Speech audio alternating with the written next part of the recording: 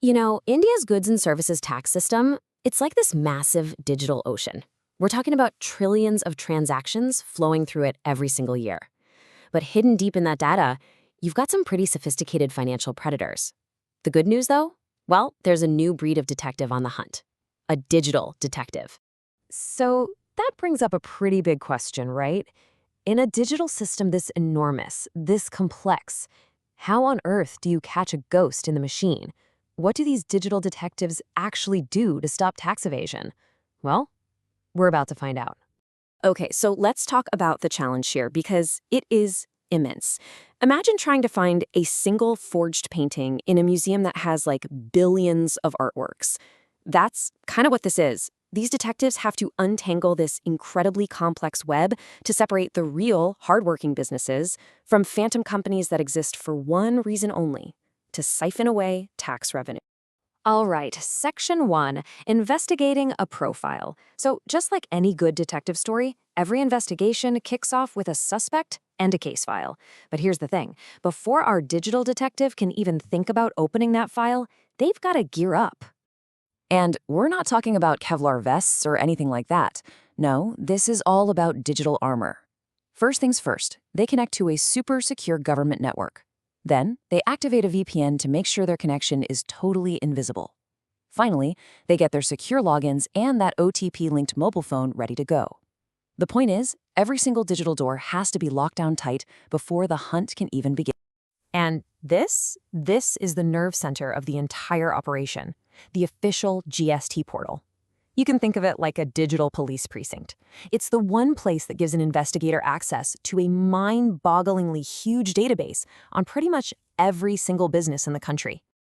Okay, so the first move they make is to pull up what's called the Taxpayer Profile/360. This is basically a complete digital dossier on the business in question. I mean, everything the government knows is in here. All their tax filings, who their partners are, their entire history, it's all laid out right there. And this is where they often find that first crucial clue. The system is smart, you see. It automatically flags if the business has claimed tax credits from a company whose registration has been canceled, or if the company just looks suspicious. That right there, that's a huge red flag, and it's the very first thread our detective starts to pull. So, you can have a fraudulent transaction on paper, sure, but the crime isn't really complete until it looks like goods are actually moving. And that's why the investigation has to shift from the digital world of the screen to the physical world of the road. See, every single shipment of goods generates a digital document called an e-waybill, and on that bill, it declares the exact route the truck is supposed to take. But that leads our detective to a really critical question. Is the truck's journey really what it seems to be? And the answer, you guessed it, lies in technology. As these trucks pass through toll plazas, their RFID tags automatically ping their location and the time. It's brilliant, really. It creates this perfect digital breadcrumb trail of where the vehicle has actually been, allowing investigators to track its route in near real time.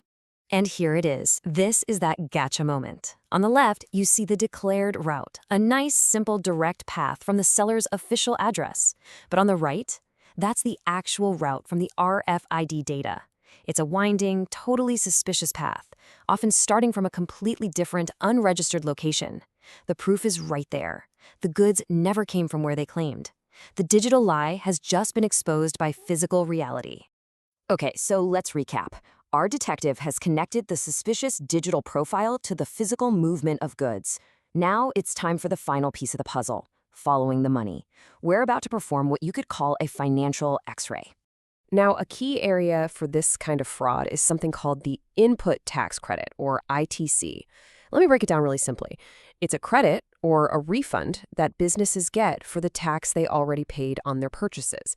It's a totally legitimate part of the system designed to prevent tax on top of tax, but it can be exploited by claiming credits for purchases that, never actually happened.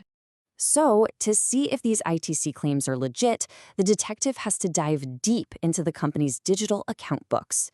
They're effectively performing that financial X-ray to see who the business has really been buying from. All right, back to the GST portal we go. The officer pulls up a crucial tool, the GSTR2B report. Now, this is an auto-generated statement that details every single purchase a business has officially made. It's like a complete, undeniable map of their entire supply chain. And this, right here, is usually the final nail in the coffin. The GSTR2B report reveals in black and white if the suppliers are real operational businesses or if they're just phantom companies created for the sole purpose of printing fake invoices. At this point, all the dots are connected. The fraud is proven. So we've just walked through an entire investigation, from that very first digital clue all the way to the final financial proof. It's pretty cool stuff, but it begs the question, why does all this complex behind-the-scenes work actually matter? Well, here's why it's so important. This is about so much more than just catching criminals. Every fake invoice and every fraudulent credit claim undercuts an honest business that's trying to play by the rules. And every rupee stolen from the system is a rupee that can't be used for our roads, our schools, or our healthcare.